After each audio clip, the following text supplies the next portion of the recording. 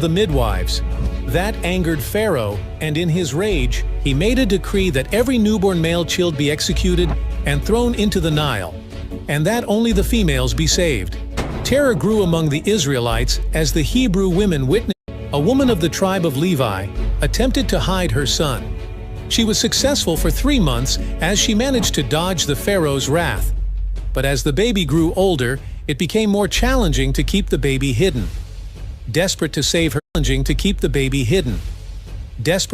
her son's life, she put the baby in a basket, covered him with a seagrass blanket, and let him sail the Nile while she prayed to God for mercy, guidance, and protection for her son. God listened to the Levi woman's prayers and guided the basket towards the riverbank, where Pharaoh's daughter was bathing. She spotted the floating basket and ordered her maid to retrieve it from the water. To her greatest surprise, she found a boy inside. Not minding that the child was a Hebrew offspring, she adopted him and named him Moses. Moses grew and was among the highest Egyptian nobility, and was treated as royalty. The Egyptian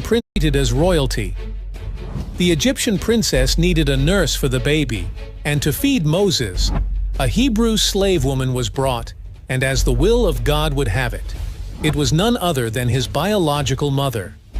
Amazed, Moses noticed the bush burning at the top of the mountain, but the flames didn't consume it. Intrigued by this mysterious occurrence, Moses approached the burning bush and heard the voice of the Lord.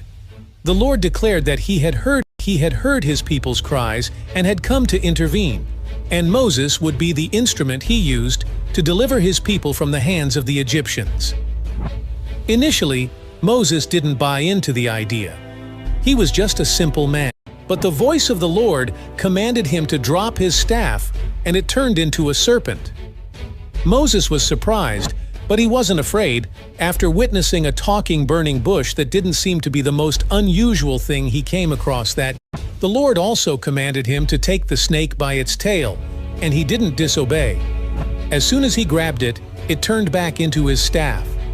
That miracle alone was enough to convince Moses and show that God was with them, and